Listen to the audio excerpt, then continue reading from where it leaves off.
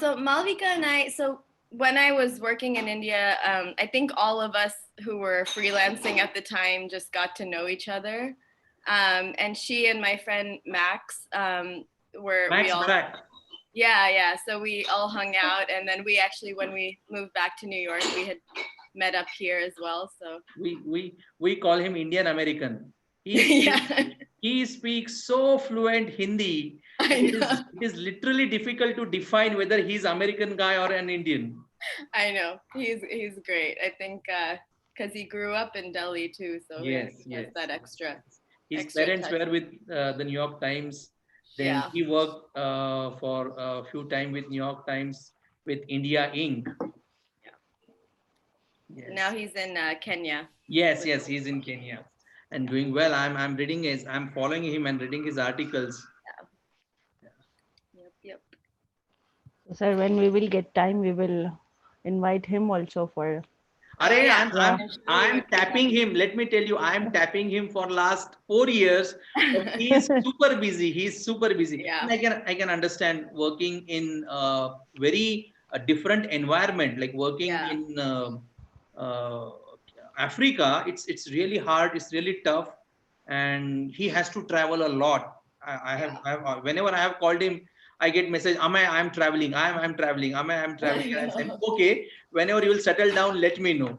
He's always traveling. Yeah. Switching sides so that We can see bright sunny day there.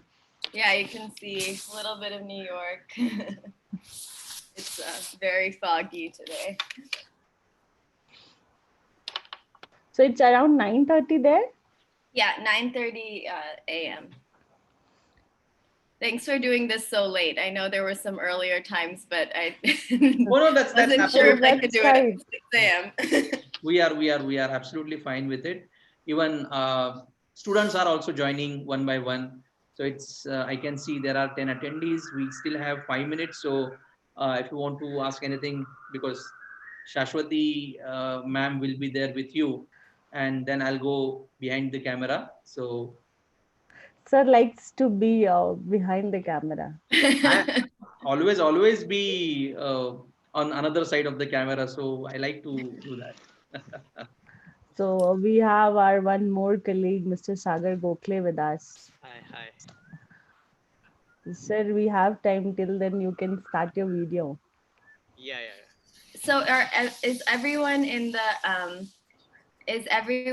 the class journalism students and journalists, or what is the sort of range of people?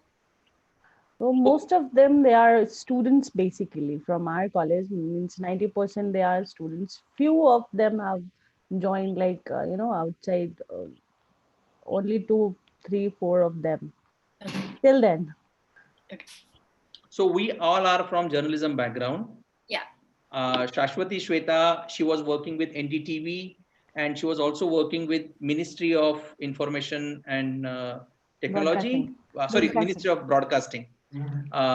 Sagar Gokhale was with television for more than 12 years and he has also worked with print media in Maharashtra by the name of Sakal, one of the leading newspaper of Maharashtra, and he was prime time anchor. So he is a guy of screen. He was always on the screen as an anchor. So he was a very famous news anchor of Maharashtra. And myself, I have worked with the ETV Marathi, Sam Marathi, the news channels, and then I shifted to Delhi, where I got opportunity to work with ICFJ and the New York Times. So we all are from journalism background. The students which you see here, see the number is increasing. And today, especially, I can see there are some students who are from other colleges also. Okay. Generally, students of our college institute, they attend the webinars, but today I can see some different names. Probably they are from another institutions. We don't know. It is not possible to recognize who is from which institute, but yes. Yeah. Great. That sounds great. So you're settled in US or? Yeah, I was born and raised here, and okay. I My dad's actually from Pune, so he's Oh, Wow. wow. very excited to know about this. Okay, okay. And but I spent about 3 years working in India, covering the first Modi election for the Times and the Mhm. and Atlantic and a bunch of other places. And then, but most of my working life has been here, and I've been with the Guardian since last year. Before that, I was with Vice. I came to India to launch our Vice India team actually a couple of years ago too. So Oh, okay, okay. yeah, Great. You said you were with Voice also, Voice of America. Vice, Oh, no, Vice, no. Oh, Vice, yeah, Vice. Okay, Vice okay. Sorry, Media, sorry, sorry. Yeah. yeah. Uh, So you can see some little bit of beautiful Pune behind Sagar sir. I know. I was looking at that. It looks so nice and green. There is power cut at my place, so I am on my terrace. Oh, well, it's a benefit to us. But anyways, it's looking beautiful, sir. So any plan to come to India in future? I'm always planning to come to India. Whenever I'm here, I'm always looking for the next time I get to come. But I really, obviously the situation is so Yeah, uncertain this right time, now. yeah, No idea. yeah. Um, Yes, but I don't think world will start moving in next 4 to 5 months. I know. Yeah. No, I mean, it's definitely, New York is definitely not looking Here good. in India means 2 weeks more. We have our lockdown extended for 2 more weeks. Yeah. So now we are like from Yeah. till 17th we are in lockdown.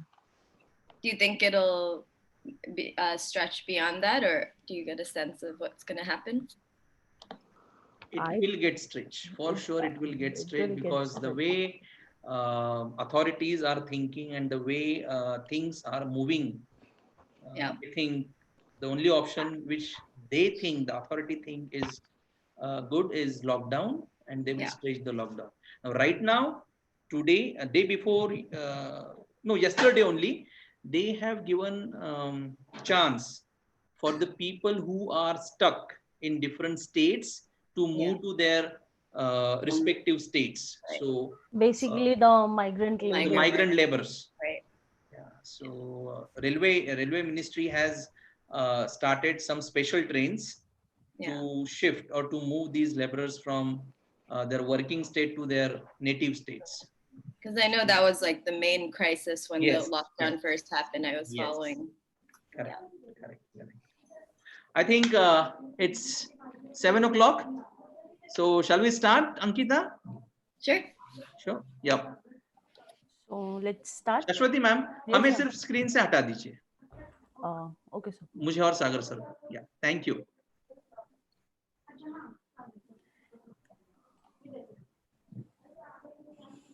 So hello everyone. It's our immense pleasure to welcome Ankita. Ankita is a senior journalist, senior health journalist with the newspaper The Guardian from New York. And today she will enlighten us on the topic, the fire spread of this COVID-19 in USA. So Ankita, when we talk about the whole world is going through this pandemic situation, and when we talk about the US, more than 10 million people are affected with coronavirus, and more than 63,000 people have died. So we really want to know how people are coping up with this situation, and how what are the challenges being a journalist you all are facing, and how if the situation is going on. So we really want to know how the people of especially because US is one of the highly affected country in this COVID-19. So how everyone is coping up there. I'm in New York, which, as probably many of you know, has been the sort of epicenter of the crisis in the US because it's a highly dense city. And a lot of international travelers were coming through here to begin with. So we got hit sort of first and the hardest. I mean, Seattle and California also were having these crises at the same time, but I would say it definitely developed the worst here. I think people have been really shocked and stressed. And there's, we hear, you'll probably hear it during the course of this call, but we hear ambulance sirens constantly behind us. My husband works in one of the public hospitals here, and they have patients sort of teeming out of the emergency rooms. There was a point when they were being transferred across the city because some hospitals had space, some did not. Um, and and then I think the other really interesting thing that's happening in the U.S. is that it's an election year, and those two things of how the government's response to COVID has been are very interlinked with the election, because the President Trump is attempting not only to respond to the crisis, but also to remain in favor with his party and his followers. And I think a lot of the decisions he's made around that has been with that in mind, which, you know, without being too obvious about it, I think has caused a lot of issues. And so I think politically and public health wise, we've been in this really difficult position where half the country doesn't even believe that we're in a crisis. There's a lot of misinformation. There's a lot of conspiracy theories. And then the other half of the country is dealing with people getting sick and, sometimes dying, in their backyards like we are. So, being a journalist, because it's really tough. We cannot going to the, ground, collecting reports and coming back, filing stories, especially when we are in this media field. So, what are the basic challenges you guys are facing when you are because it's not easy to go out and collect reports and come back when the situation is so, in in this horrific situation. So, how, your organization is like, coping up with this? You're going out and collecting reports, and especially in this situation. Yeah, so the Guardian has been very strict about this, because we're in a sort of moral dilemma that when journalists use masks and protective gear to cover ourselves and go out into the community, there's a huge shortage of that protective gear in the hospitals. So if we're using it, we're taking it away from maybe a doctor who needs it a lot more than we do. So we actually have really, really reduced the number of people that have gone out to report. And so in places like other states where you can be more safe while reporting and you don't need as much gear, we've definitely had people going out. And here we've had photographers, taking photos at a distance of, like, say, trucks that are holding like the bodies of people who have died and things like that. But they have not allowed us to do a lot of that because of the constraints. So a lot of my reporting has depended on people like our doctors and nurses, and finding people who will speak with me who are seeing this day to day. And people sort of tell me, like, I have probably at this point like 15 doctors across the cities who will just text me and be like, this is what I'm seeing today, or did you know about this crazy thing that's happening, or our hospital doesn't have enough masks, and things like, or our hospital is running out of ventilators. So a lot of it has been, as we all know, sourcing is really important, and a lot of it has been building trust with sources who know that you'll protect their jobs, you'll be very fair to them, that you'll corroborate and make sure the information's right. So yeah, that's been probably the hard part. Yeah, and in this situation, the one of the critical thing is misinformation. The fake news means the people, because out of panic, people, circulate any kind of message. Because initially in our country, it was going on. People are like, if you will eat this homemade thing, it will, it will cure corona and all. So how it's really tough to cope up with these all misinformation and fake news. So how you guys are like getting control on this, or how you are managing in this situation? Yeah, I mean, I think this is one of the most frustrating things, right? Because this is a case where fake news actually just leads to people dying. You know, like even, for example, everybody here got really excited about the idea of chloroquine treatment for, you know, for COVID because our president said it on air. And this is not something that has been tested. This is not something that has like proper trials. And we had 2 people die because they took the wrong type of chloroquine, and you know, just on their own because they saw it on TV. And so like it's at all levels, right, that people are sharing this information. And I think in the US, like our version of sharing things on WhatsApp in India is like through Reddit and through Discord, which is like a, you know, a platform for chat rooms. And that's where a lot of um, for us, a lot of politically minded people will organize and talk about these theories that are not founded in science. I think for me, the only thing we can do is our jobs, you know, and I think I sort of operate on 2 levels. I'm from Florida, which is a state that has a lot of right-wing Republican people where a lot of these conspiracy theories are coming from. And I always have them, like all my friends from high school that I would say are the opposite of the people that live in New York. I always have them in the back of my head thinking like, how do I reach this person? Like, how do I make sure that like that this information is getting to that person who is so skeptical of the media and so skeptical of anything that, you know, we will say. And so I think it just relies on like, are we talking to enough people in other places outside of our main cities, so that they feel represented and that they feel their voices are heard? And are we like being very, very careful with every piece of scientific information that we're sharing? And then some of it is like, some of it's just personal. Like my cousin will say something completely wrong and I'll just say that's completely wrong. And I think with my family, I'm just more candid about being like, please don't share that video. That's like, I don't know where that came from, but it's not real. So, yeah.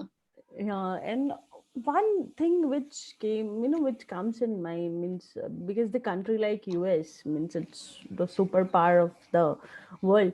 What actually went wrong because of this fire spread, one of the most affected country? What country it is right now? So what actually went wrong means how it happened.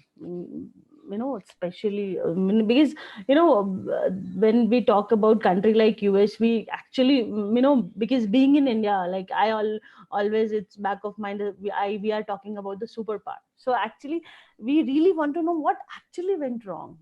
Yeah. What was the basic reason for the increase of this COVID-19?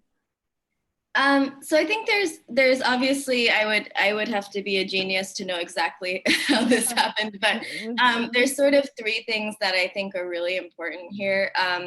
The first one is that we never have had a unified national response, right? Like India, for there's a lot of critiques of its response, and there's it's not by I'm not going to say it's perfect, but we were never able to do anything across the country at the same time to this day, right?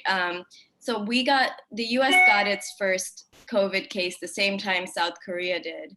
They had a completely unified response to how they were going to handle it. Here, it's been like state by state, city by city. In the U.S., so much the government of a state has a lot of power compared to, I think, a lot of other countries, and so a governor can override a national guideline and do what they want here. And so in New York, for example, when the US got its first cases, California was very quick to shut down the entire northern part of California and then the rest of the state. And you'll see, if you look at the curves between California and New York, very different. New York, it took 2 weeks after that. And I think partly because it's a financial hub, partly because the government, there's an ongoing fight between New York City and New York State government. And there was just a lot of confusion. And so we took 2 more weeks after Seattle and California to really shut down here. And I think that those like critical weeks were when it spread like wildfire. Like if you take a train in New York, for those of you who have been here, it's not quite like a Bombay local, but it's not, there's no space, right? It's very cramped. And if you step on a train, or even when I go for a run or for a walk here, I am like dodging people to try to stay away from them. Like it is not a place that you can actually and then we have a very big class disparity. And so that's one issue, is just a slow government response, and not a unified national response. The second issue, I think, is that political division I was talking about, where there's so much clash between Democrats and Republicans that they've made this a political issue, and the way that Republicans perceive COVID is so different than the way Democrats perceive COVID. And like, it's a virus that affects the human body, so I'm not really sure, like, but I think that sort of political problem has been years in the making, and so that's really showing up now. And then the third part I would say is, we have a very weak public health system here as a country. Our system relies heavily on private health and private health insurance. We don't have a lot of safety net systems, and I think similar to how India is looking at Kerala, where like Kerala has built a stronger safety net system, and has more community health workers and has these things set up that other states don't. Similarly, like we never had, our like low income and even middle class people in America always had pretty poor access to healthcare.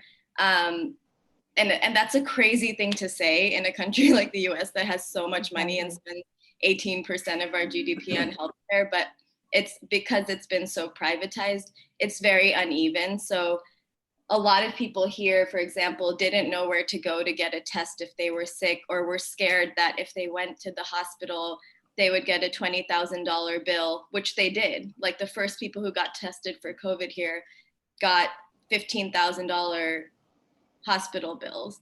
Like if you're a family or you're trying to feed your family, you may just not get a test, And so I think that having such a weak public health system here made it a lot worse.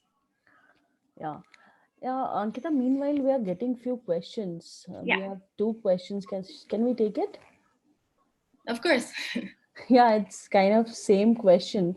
So the question is, ma'am, can you please elaborate the incidents wherein people are going out and protesting, and people like Elon Musk tweeting "Free America Now"? So yeah, so this is my heart rate just went up when I thought about it, because I think again, that politicization and the political breaking of this country has been years in the making. It's the same thing that led to Donald Trump being elected, who was not sort of a regular Republican candidate. It's the same thing that's been happening in the last 4 years. And I would say all the people protesting, you may have seen the Michigan state capitol protest, which may be what they're talking about, where people had guns and were protesting. All of that is one segment of society, which is a very far to the right Republican society that does not think the government should have as much power as it does. Like it thinks that the federal government should have very little power and the power should remain in the states, and that people should have more of that sort of independence. And so they're reacting to, even like, obviously they're reacting to the economic issues here, which is that a lot of people are losing their jobs, and there isn't a government, like we don't have a system of welfare checks being sent out. People are getting $1,200 for the entire year, which in New York is like a quarter of your rent check. It doesn't go very far. And so they're reacting to the economics of it, but they're also reacting to things like, I shouldn't have to wear a mask if I don't want to. I shouldn't be told to stay inside my house if I don't want to. Like, these are things that in the US feel like individual liberties. And And I think people react to that very strongly in that one segment of society. I do want to say though, that is a small segment of society. It is not the majority of the Republican Party. It is not the majority of the country. So, basically, what is the thought process behind it? Because, it's trying to understand is freedom is more important or this disease? Because it's a real challenge in front of government. How to cope up. So, what are the next plans? Means, what are, the thought process behind it and how government will take action according, means, in this situation? Um, so the thought process is, so we've had a pretty anti-science institution government for a while. Like the government does not, under Donald Trump has not put a lot of stake or trust in scientific institutions or academic institutions, and has cut a lot of funding for these same institutions. It cut an entire vaccine immunization sort of emergency program that Obama had put in place during Ebola virus. That was actually cut like 4 years ago. So that's the environment that this is coming up in. So first, there's this lack of trust in science, with people believing that all these scientists are paid by the Democratic Party to put forth this agenda that COVID and is a huge problem. So there's already this lack of trust, being like, oh, you know what, this is actually like the flu, like it's fine, we're overreacting. So there's already that thought process. And then on top of that, then feeling the job loss and feeling this impact to people's personal lives. So if you put those two things together, with like people who don't trust any institution, including scientists, and then it creates this sort of, I would call it rioting, or like, that sort of reaction. And unfortunately, none of those people, read the same news that we do, or like it's a lot of echo chamber of people talking to each other. And so when you say what's the government response, the federal government response is not going to be strong to that, because these are people who support the current administration. So I think that the only thing that we're relying on now is state governments and local governments being able to see through that. We are getting one more question. This is a question Sagar sir wants to ask. Before we take this question, that Sagar sir asked, he wants to say something. Yes, sir. Asha, there are two questions. It's always talked about the spirit of America and spirit of Americans. So while working in media, have you experienced this spirit of Americans, and how positive news are carried by American media? So sorry, could you explain the second part, the positive news? What do you mean about that? Which will create positive sentiments among people, because otherwise every day we are talking about number of deaths and all this pessimistic environment, and nobody knows when the graph is going to go down. In this situation, there are some heroes in the society, there are some success stories in the society. In that sense, positive news, I'm saying. Yeah, sure. I'm happy to talk about both of those. So the spirit of America, I think I'm maybe a strange person to talk about it, because I'm pretty sure I'm the same way, where we're pretty headstrong and we are individualistic and really pride. I think in general, the spirit is that you can make anything, you can do anything. And that has come up here, in that like people are offering to help by, sewing like turning fashion, what's it called, factories into mask sewing things, or stepping up to say, oh, we had a 3D printer making this, we can 3D print ventilators. And like a lot of that spirit is people who are trying to help, is you can see that they're saying, okay, this is what I normally do, I can put this towards this crisis now. So the same way that I would say that spirit exists in the people who are protesting at the capitals is also existing in the people who are trying to respond to this crisis and saying, okay, I'm not going to wait for the government to act. I'm going to do what I can on my own as well. Which I think is both a strength and a downfall, right? Like, I think it creates a lot of innovation and a lot of like humanity and like people are able to empathize. And then I also think it sometimes holds us back from having a collective response and from thinking of other people, you know, all as one. And then in terms of positive stories, it's really hard, right? So I'm part of this network called the Solutions Journalism Network, which the goal is to have solutions be a regular part of reporting, not only as like a one hero, but also things that work. So like, for example, one thing that I'm writing about right now, which has been a good thing, is that this crisis has made us rely on telemedicine. So, doctors using Skype and phone calls and stuff like that to see patients. And that was something that for years, like, was put in the background and people didn't invest in it and you couldn't bill your insurance company for it. And now it's like one of these huge things that we're using. And I think that's going to stick around because it's really helpful in rural areas and it's helpful in places that don't have big hospitals.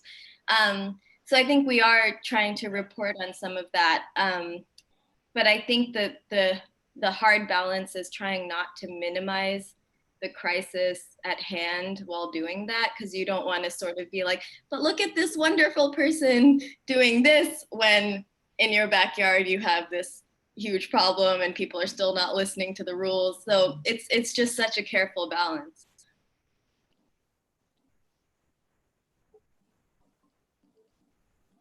Thank you. Yeah, surely it is. We have two more questions. So the question is, it's from a student, Palashi. Like, 2020 was supposed to be election year before the COVID breakdown. Is there any roadmap to conduct election, and how is the COVID moving the sentiments toward presidentship of Trump? Yeah, I think that's such an important question right now.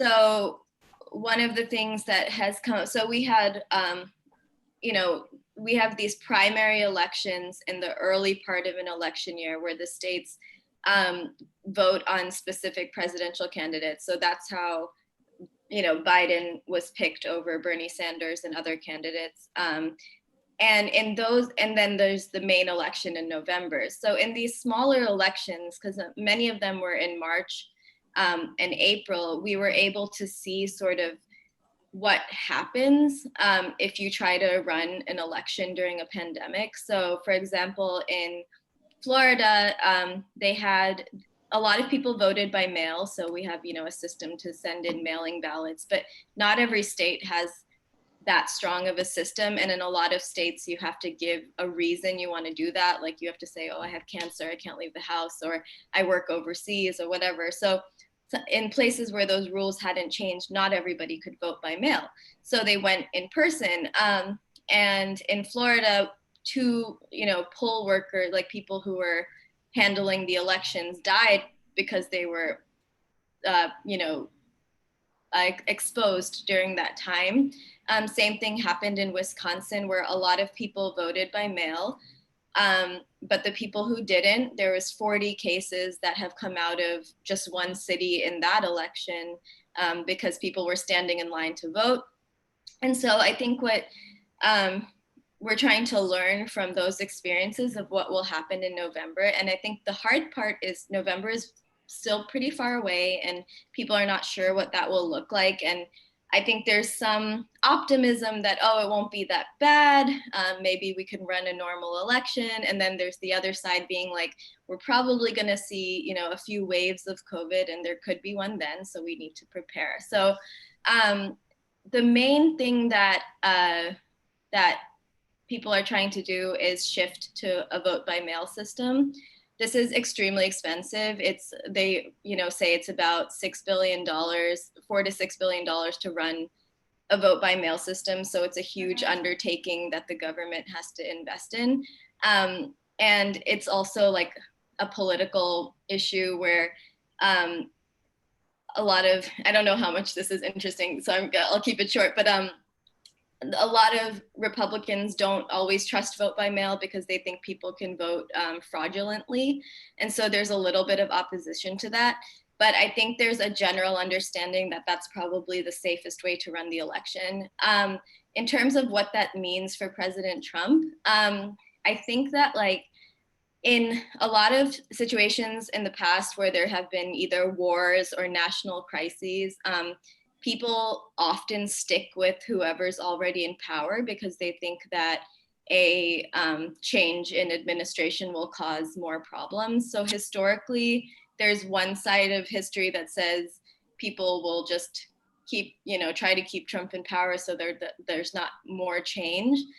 But then there's the other half that if it's an economic crisis and everybody loses their job, they're going to vote for absolutely anybody else who they think could get them jobs. So in that case, it could swing the other way and favor Biden. Again, I would be a millionaire if I could predict what was happen right now. But I think that it's really tricky. And I think how the government responds in the next we're obviously going into a really deep recession right now. And there's a lot of economic insecurity. So I think depending on how the government responds to that, plus how we decide to carry out these elections and if people are actually able to vote and turn out to vote, will determine what happens in November. Yeah, because when we talk about this, as we know, the economy is also shrinking down. The economy have shrinked around 4.8%. So it's definitely gonna, affect the whole economy of US, and this mailing election system. It's also really expensive. So what are the plans of like the Trump government to, you know, circulate, manage all these?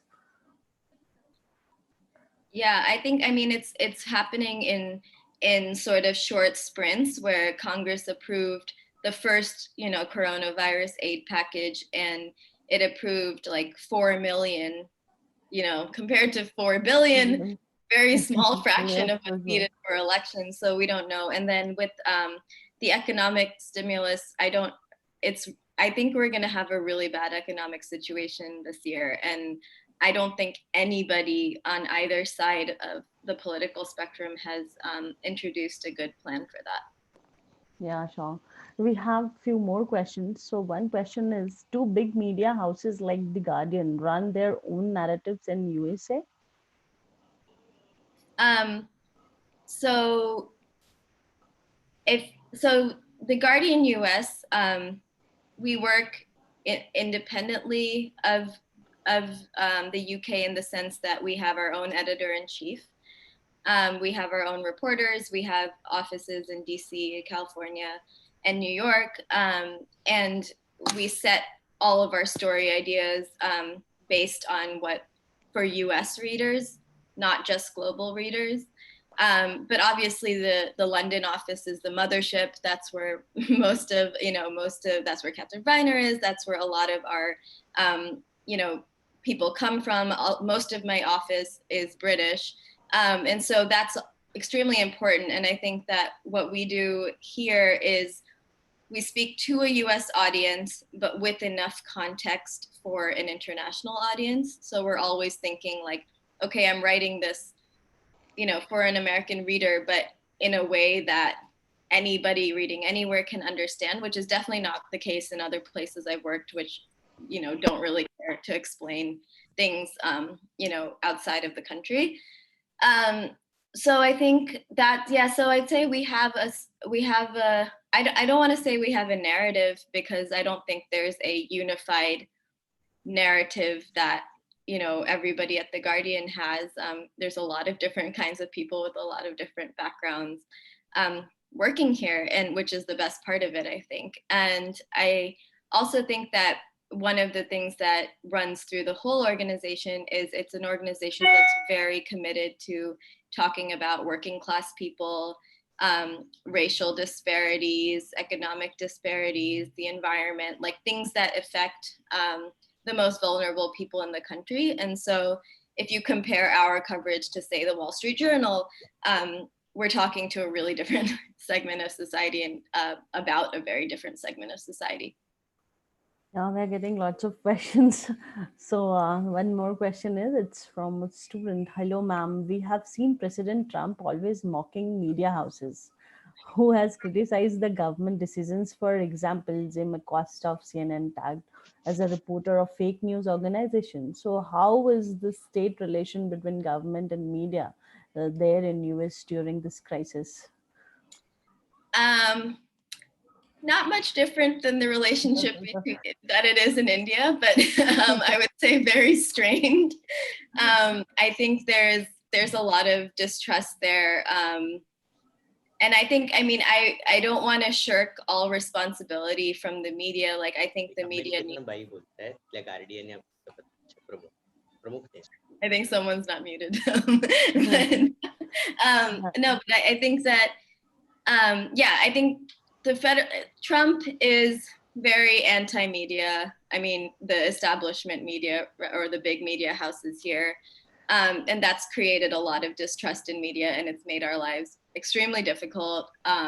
It's really hard to cover the federal government. It's really hard I've been covering, I covered healthcare during Obamacare, and getting a response from somebody then and getting a response from somebody now is like completely different world.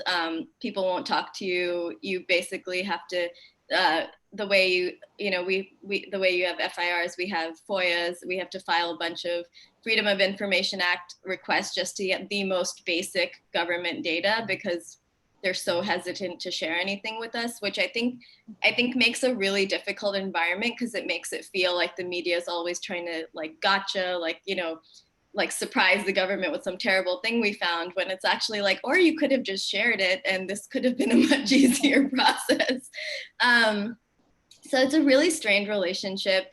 And I think that it's really important for the media to kind of look at ourselves and our own biases and make sure that we're not perpetuating it in any way, and that we're sticking, that we're questioning all sides, and that we're sticking, to our morals and our facts. But yeah, it's not good. Yeah, because President Trump is always have been very outspoken in every terms in this coronavirus. Always, on this issue, he has called this virus many times a Chinese virus, and there were lots of controversies on this. So, how people are reacting on this there in US? How people are reacting? It's across the board. I mean, the beautiful and difficult thing about this country is that there are so many different kinds of people and so many different viewpoints. And so, I know people who are saying, we need to get back to work right now. Our hospitals can deal with this and we're fine. And, the president is being strong-armed into this response. And then there's the other half of the country being like, we're, like we need to take this seriously, and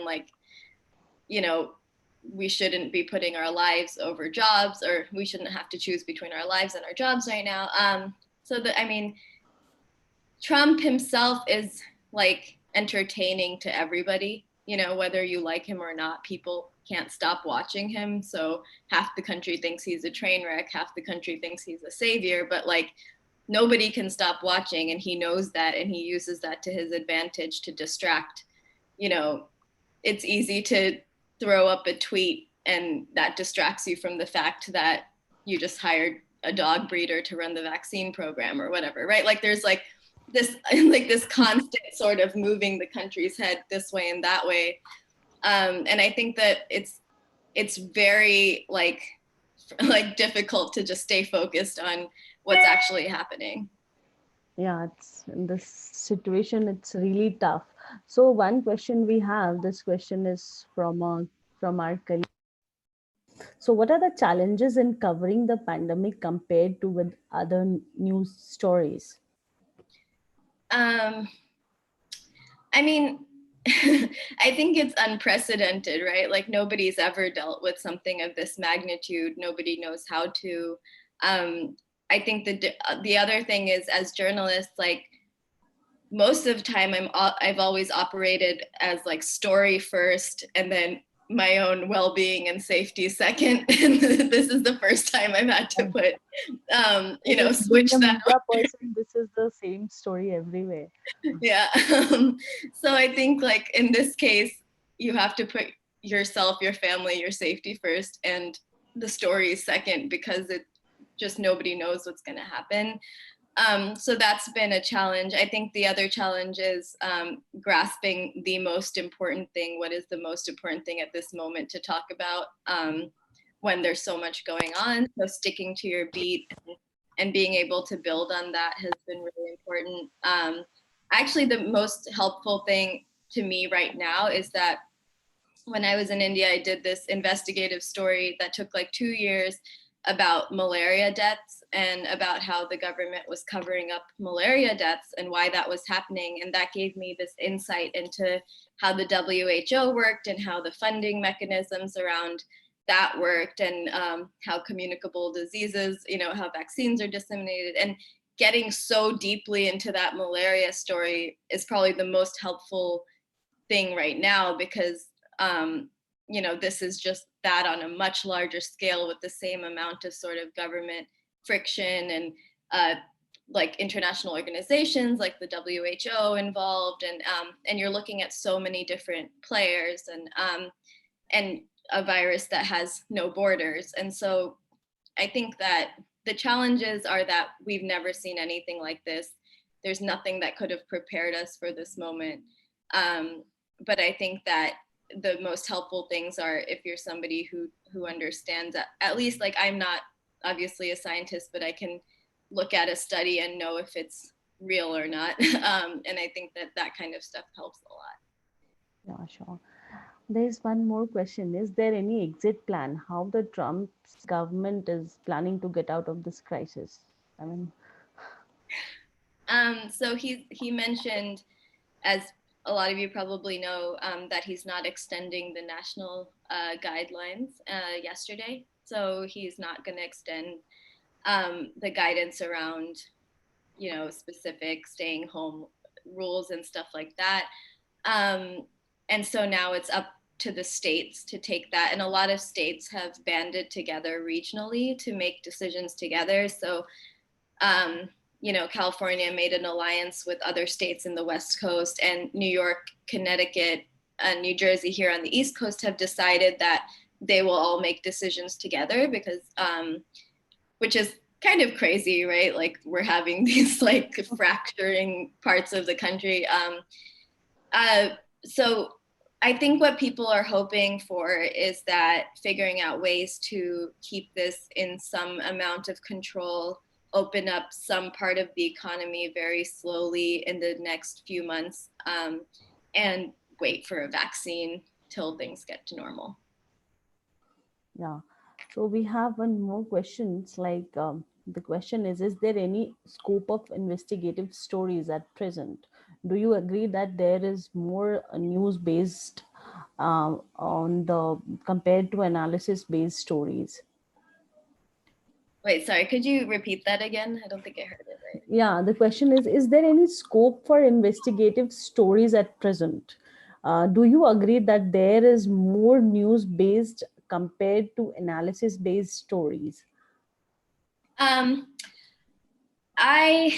so for scope for investigations, of course, I mean, this is a really important time to start investigative stories. I don't think they'll be completed that quickly because we don't have, reliable information yet. But for example, we're doing a project at The Guardian called Lost on the Front Lines about healthcare workers who have died in the pandemic. And we don't have, there's not going to be a full government number of how many healthcare workers died, probably for at least a year during this time period. But we're tracking it ourselves to build that database, and we're tracking the race and, the like economic factors and how much that person was exposed and what sort of hospital materials that, did that person have a mask? Did they not have a mask? Did they have goggles? Like all of these different factors that I think is the basis for, an investigation that we'll eventually do.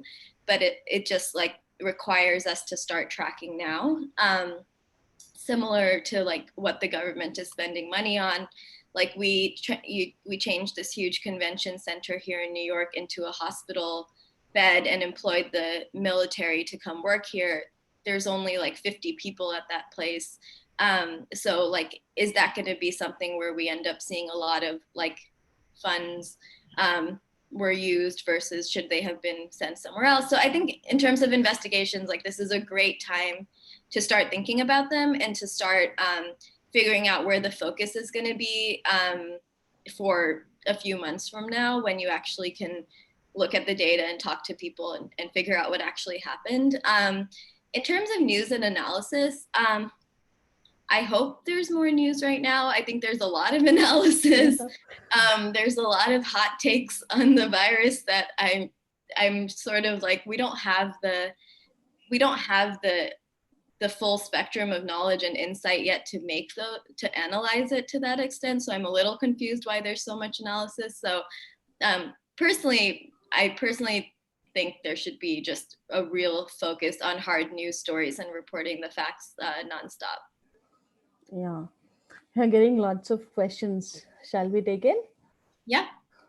So what's question from a student? As you mentioned about the hospital charges, is government helping people who are in need financially? So a few weeks into the crisis, the government said that you should no longer have to pay for a COVID test, and you should not have to pay for COVID treatment. And so they told that to the private health insurance companies, who are the people who are charging, the patients. And so if all of those companies follow the rules, then yes, we should not be paying for those anymore. But there's all sorts of small ways that those insurance companies can charge you for things. For example, if you are taken to the hospital in an ambulance, the ambulance you later get charged for, and it can be like $1,600. Or if maybe you don't have to pay for the treatment when you're in the hospital, but when you leave and you have follow-up appointments, do you have to pay for them then? So there's a lot of questions in the air, and I think because health insurance is so confusing to begin with, I always walk out of a doctor's office not knowing how much it costs here, sort of ready from anything for like $50 to $6,000. And so I think that there's a lot of confusion, but I think right now the government has at least said, don't charge for testing, don't charge for treatment. So hopefully that follows through. Yeah. So one question we have, as you said, USA is going to face huge economic setback. What do you think USA and other countries should do to improve the economic situation? I think this is probably outside of my area of expertise. But I think to me, the most important thing is to build our social safety nets so that people, when jobs do come back, are not in such dire straits that they're actually able to get those jobs and apply for them. We rely a lot here on like contracted workers and the gig economy, like Uber drivers and things like that. And I think that we need to hold those companies accountable for giving their employees like proper benefits and not just paying them for that single hour that they did that job, because a lot of the people who are in trouble right now are those kinds of companies. So I think a lot of it is having the government regulate the private sector a little bit more so that companies need to take care of their workers better, even if we do go into economic collapse. We have one more, it's an interesting question. How US media is different from Indian media houses in terms of reporting, writing, and what challenges do you face as a female journalist in USA? Yeah, I mean, that's a really interesting question. And, we should probably do a few PhDs on that one to figure out. But I think there's a lot of differences. I think that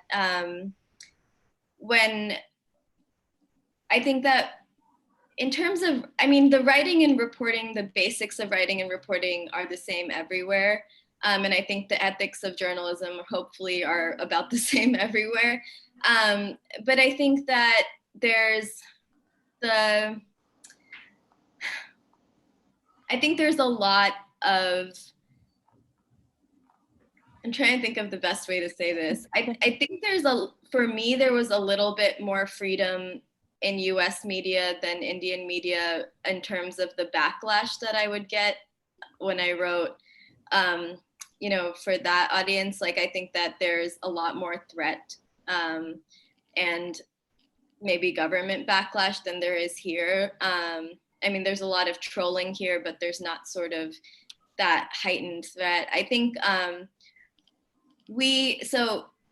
it's for like government officials and stuff like that to get interviews here is a little bit different. I think there's like a lot more established like PR people or media communications people for finding one, whereas a lot of times I would just have to sort of like drive up to the health minister's house in Chhattisgarh and like hope that I would get an interview and wait for an hour, which I wouldn't be able to do here. There's a lot more like official channels of having to reach somebody here, which can be slower, but can also be helpful depending on how you look at it. I think a lot of it has to do with the relationship with the government now and how free people are able to do their jobs. And if journalists are able to do their jobs without, the government getting in the way or feeling like they're threatened and things like that, which is super important. So I think in terms of press freedom, there's more press freedom here than there is in India, but it's not perfect here by any means. In terms of being a woman, I mean, I think people will forever undermine you, especially I think the topics that I do, which are like heavily policy related and are usually talking to lots of older men. There's a lot of people who second guess you and try to make you and not like make you feel like you don't know what you're talking about. I've definitely been in some issues around safety where I've felt unsafe or had to leave somewhere or, had to call somebody. And I think I've gotten better over the years at making sure I don't do things alone if I feel like there's a possibility of something unsafe happening. But it's not completely unavoidable. But I think for the most part, if you go in extremely like prepared and ready, for whatever topic you have and are able to sort of sit through people being terrible to you, you're after a while, hopefully it gets a little bit easier to withstand. Yeah, I mean, it's kind of same. There is one more question. How do you personally manage the massive flow of information and then decide what is newsworthy, especially in this pandemic situation? Yeah, I think it's hard. And I think that here is the point where like sticking to your beat or your topic area that you're committed to can really help, because otherwise a lot of times I think people get distracted by so much going on and then they're not able to sort of stick with the story. So my focus throughout this pandemic has been two things.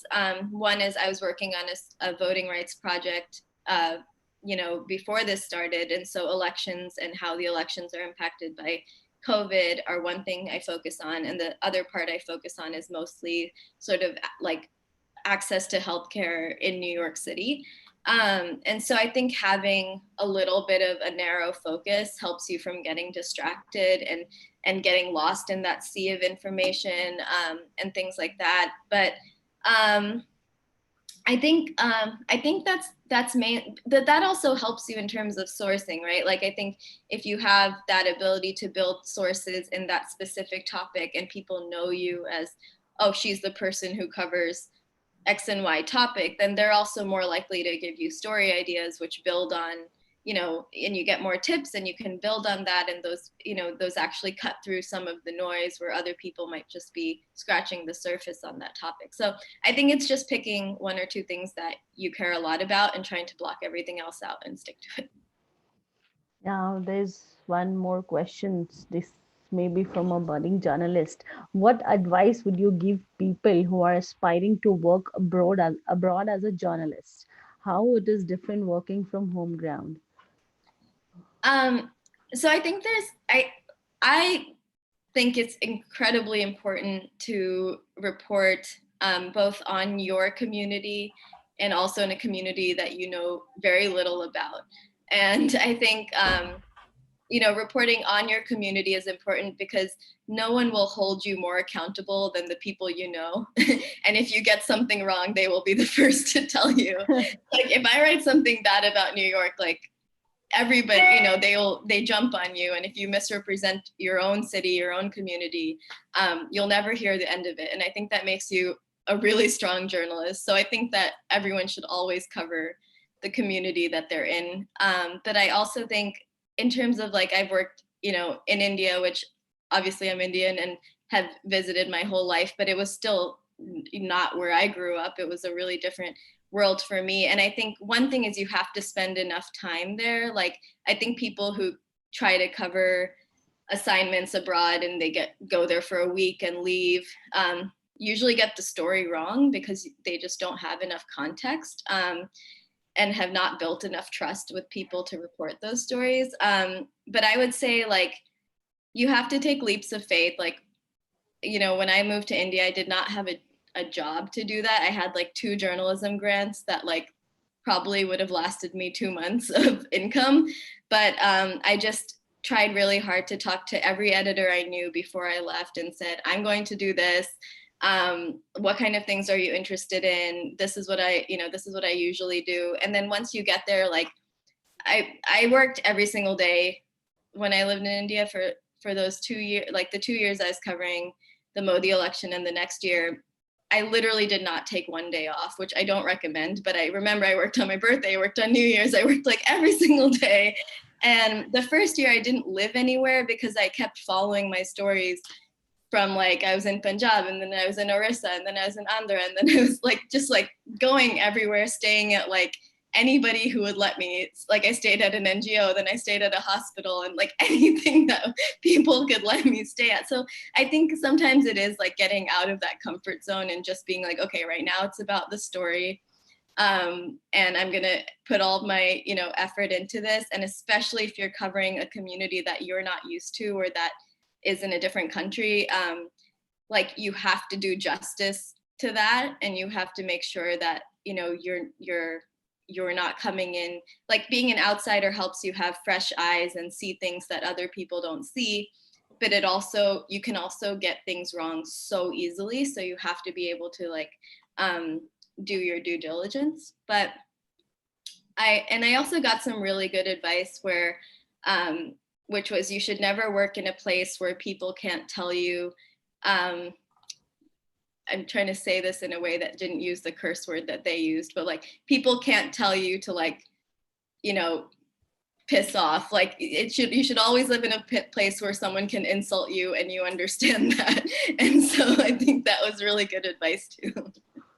Yeah, I mean, I think this is the real essence of journalism, and you are ready to go anywhere, work anywhere, live in any kind of situation, and this gives really a good experience too when goes to those places you don't know, and so it must have been a very good experience for you, roaming all around, staying anywhere in India, and like working anywhere, it would have been a good experience to you.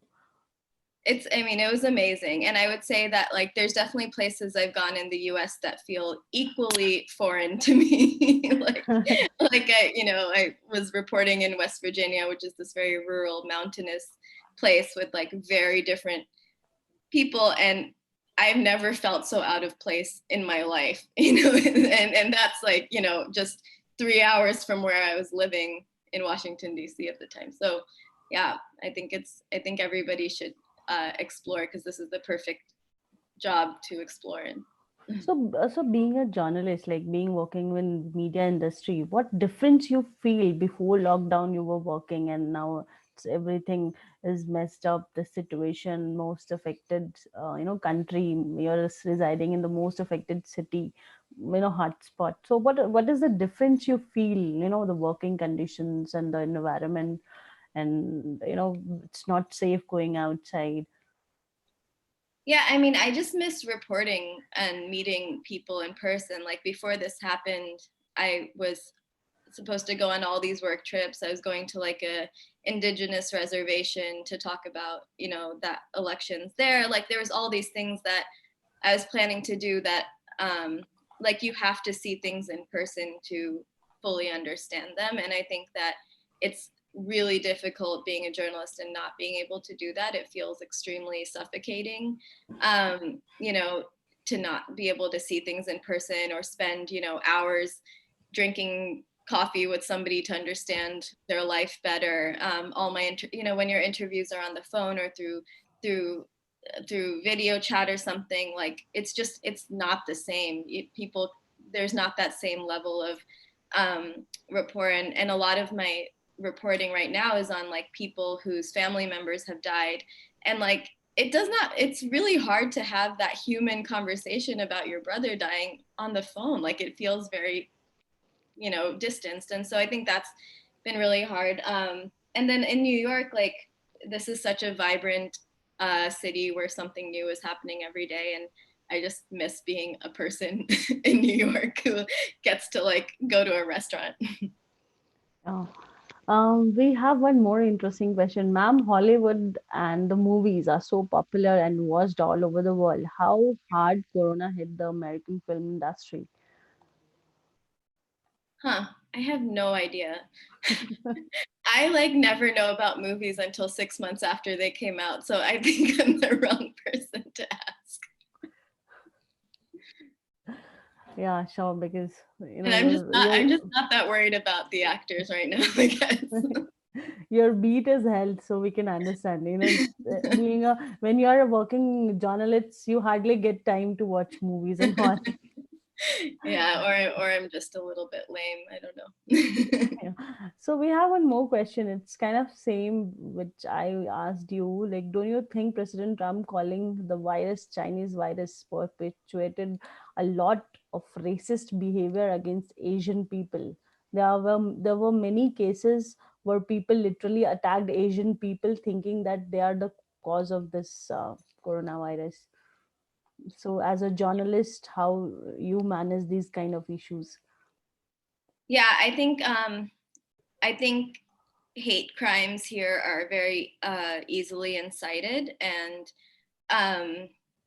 that I think that definitely happened, and we're not going to know the full extent of how much discrimination happened probably until some report comes out in a few months or a year. But just like anecdotally, I know people I know are worried about this, friends I know are like worried about this, and I mean, obviously you can go online and see all sorts of awful racist things all the time, and Twitter trolls and that kind of stuff. So yeah, I think it's created a division and a type of racism that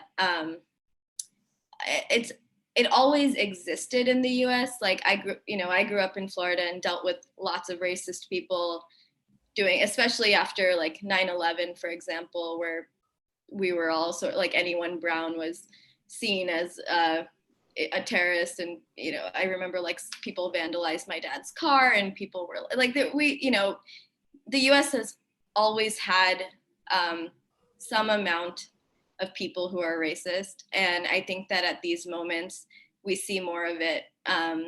And hopefully we get through that, and that, and hopefully people are not hurt by it, but it's definitely happening. And I don't think the president's comments help that at all. Yeah, definitely. Uh, there is one more question. Shall I take it, or because it's Yeah, I'm fine. Today's my day off, so it's up to you. Yeah. I know it's late there, so. No, because I thought so we can take few more questions, right? Yeah. So the people in India is not pay for valuable content. Is it same in the people of US? Do you guys have readership surveys to check your reach? Are we talking about metrics? Like, do we know? Yeah, no, means I think he wants to ask that how much people give importance to the valuable content which is there in the newspaper, because in India, people are give little bit less value to the serious content and all. Yeah, I mean, I think it's hard to get people to put a price on journalism and pay for it. I think that's always been hard in terms of people investing in news organizations, either financially or even just being loyal to one news organization. I think most people tend to have like one newspaper they follow, which may be their local or regional one, and then everything else is just whatever comes through their feeds.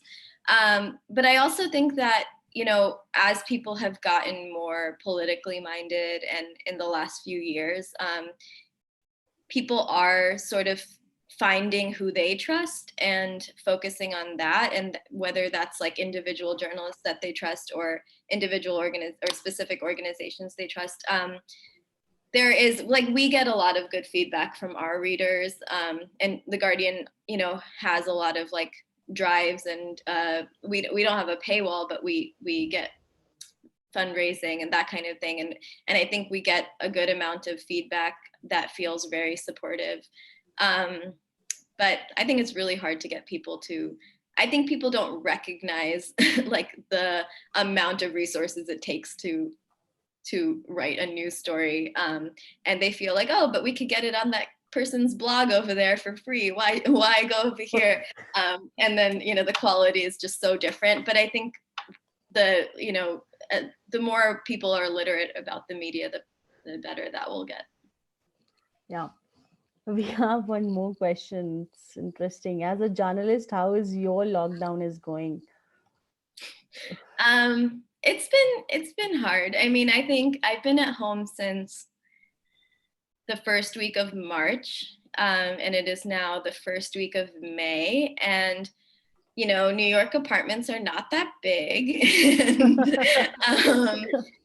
And my husband is a doctor, so I think there's this added, and actually like probably half of my family in the US here are doctors. I think there's a constant stress of, one, them getting infected at work, and two, them getting their families infected when they come home. So like we have this system where he changes his clothes right at the door and goes straight to the shower, and then we like disinfect the clothes from a bag. Like it's, we've taken all these precautions, but I think that just adds this like sort of daily stressful reminder to your life that you're in this kind of parallel universe. In terms of working at home, like I've worked from so many different places throughout my career. Like, I've never needed an office to be productive. So I think the work part for me is not the hard part. It's just feeling stuck, and we have people with COVID in the building I live in. So it's not, there's not really anywhere to go. So I probably leave the house for 20 minutes a day to like take a walk or go for a run, and that's it. So yeah, I would say it's difficult. The work is hard, but there's also so much work right now. I'm probably doing double or triple as much as I normally do. So, and I'm like, I have nothing else to do, so I might as well work. Yeah.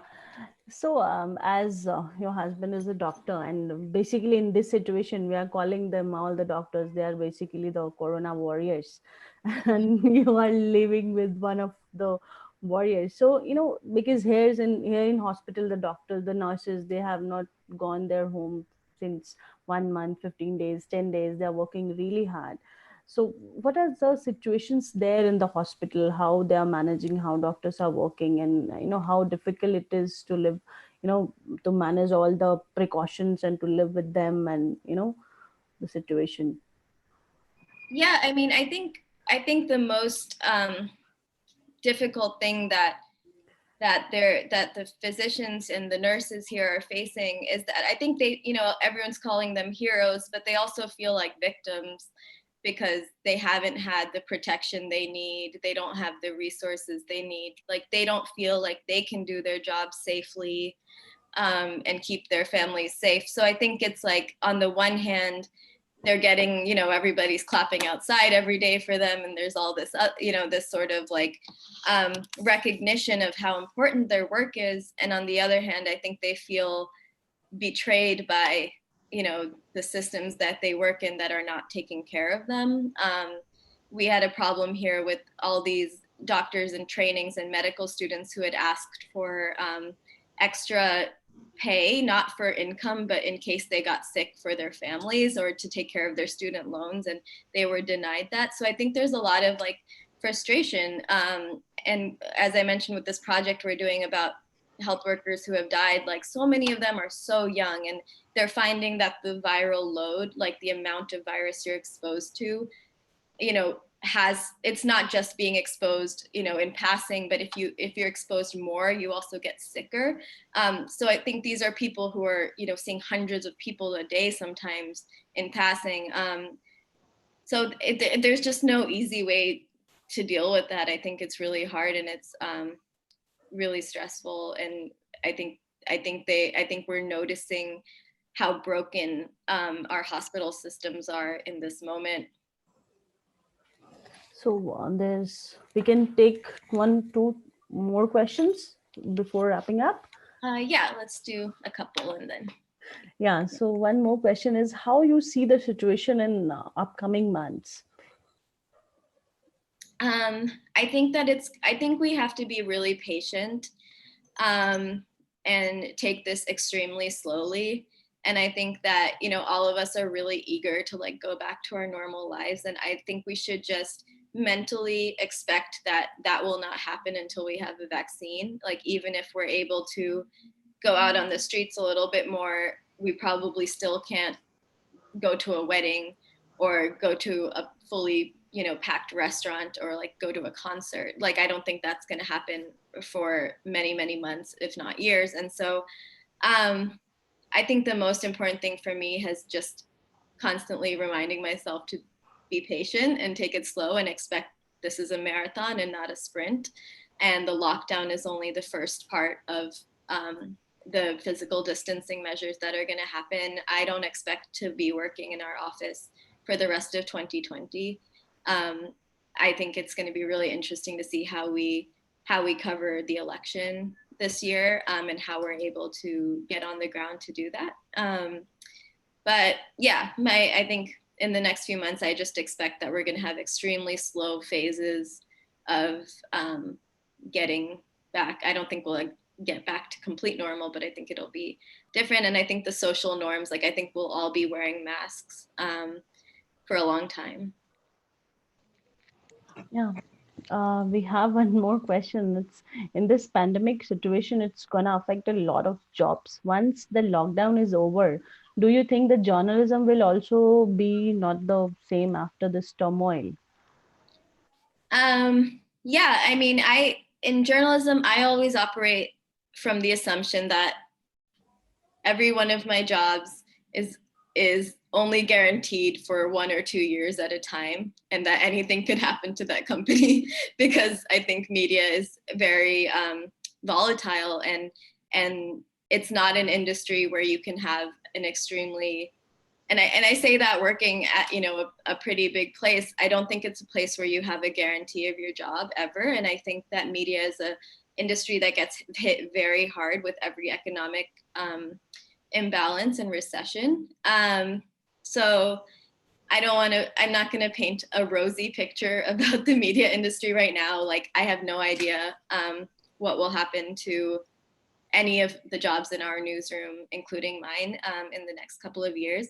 But I also feel like one of the best skill sets that I've had and developed over the years is being able to work on projects and freelance and work in collaboration with people. So I feel pretty confident that even if, we're not all employed by big newsrooms, that we will all have a lot of work, because this is a really important time to have journalists who are good and strong doing their jobs. And so I feel like we're all going to be very busy, and we might just have to be a little bit more creative with how we make our money. Yeah, so before we wrap up this, question answer session and this webinar, I really want you to, give what kind of message you really want to give to this budding journalists, because they all are learning, they all are studying journalism, and they are going to be a journalist. So, what kind of message you really want to give them, the main that crux, how to survive in this industry, especially when this kind of situation comes? Yeah, I think, in terms of the pandemic, I think there's nobody better positioned than a journalist to inform people about what's happening, right? Like, the government will always have an agenda. Physicians and scientists don't have time to distill their work into, normal words for normal people to understand. Like, we are the conduits of that information, and our entire jobs are to make sense of it and to tell people about things that impact their daily lives. So I think that, like, if there is, in a lot of ways, no better time to be a journalist, because the skills that you have right now are so incredibly critical into, like, how your country and this world are going to move forward right now. So, like, if there's a time to work really hard and go all in and do your stories and pitch your stories, this is it. And then the second part of that is, in terms of being a journalist, I think people get really nervous and they get scared by the volatility of this industry, but I would not want to do anything else. Like, it is the most interesting, fun, important, like, morally sound job that I can think of doing. And if you're the kind of person that has that sort of curiosity and energy, like, don't give up. Like, I've gotten many rejections in my life, and, like, it's almost just like, build a little bit of strength against being rejected. Don't worry about it, and just keep going. And it's incredibly fulfilling. So. Yeah, sure. Because I think, this is the one of those industry where we come out of passion. So yeah, I really think that is going to help the students a lot. So this was a really nice and informing session, Ankita. I mean, we are delighted to, have you here. I want Ame sir to please come up and give vote of thanks to Ankita for giving this such a beautiful webinar, talking to us. Shashwati ma'am, I'm Yes, here. sir. Could you please start my video? Yes, sir. I have allowed you to, switch on your video. I'm here. Yes, I'm here. Yeah. Ankita, let me tell you, it was amazing session. We have a lot of questions because students are very eager. They have a lot of questions to ask to you, but considering the time constraint, still some questions are remaining. So probably we will take their questions and we'll mail you, and then you can answer it back, and then we'll give it back to the students. So that way, even the questions which are not yet answered, maybe student will get the answer. But let me tell you, students have learned a lot, because being in India, everyone looks at USA as a superpower. But at the same time, everyone was curious why so many numbers have increased in USA so rapidly. And you have very simply, you have explained that part, which everyone was trying to understand. So I think uh, that most of them have got the answer, but mainly your advice for budding journalists is going to help them in future. I like the way you explain that your 1 year where you have not where you work without taking a single day leave. It reminded me my old days. 2 years, 2 years, yes, 2 years. So yeah, it reminded me my old days when I was working on the field. And when I tell my students my experiences, sometimes students think, यार ये Aamir sir कुछ ज्यादा बोल रहे हैं. Like he's exaggerating the facts, but no, it's not like that. And as you have explained them your experience, I think now they will understand the importance of dedication, commitment in this particular field, because this field requires these two characteristics. I think dedication and commitment if you want to be a good journalist. So at the end, on behalf of CMED School of Pro Expressionism, all my colleagues, my students, and all the attendees who have attended today's webinar, I would like to say thank you so much, Ankita, for taking out time from your busy schedule. We can understand the corona pandemic situation is there in US. You are super busy, working twice, thrice the routine style, but still you have taken out time and talked to our students, answered their questions, clarified their lot of queries. So once again, thank you so much for coming here and talking to our students. And we'll look forward to have more sessions in future with you. And especially whenever you will plan to come to Pune, we'll be very glad to invite you to our institute and deliver a lecture at the campus. Oh, thank you so much. It was really wonderful talking to all of you and hearing your questions. And feel free to find me, online. And if you have follow-ups, and I'm here for you. And yeah, I really appreciate this, and I know you all will do a really good job and be really safe, out there. And yeah, I look forward to all the things you produce. Yeah. Thank you so much, Ankita. Thank you very much for being with us. Thanks. Good day, all the best, and stay safe. Okay, thank you. Bye.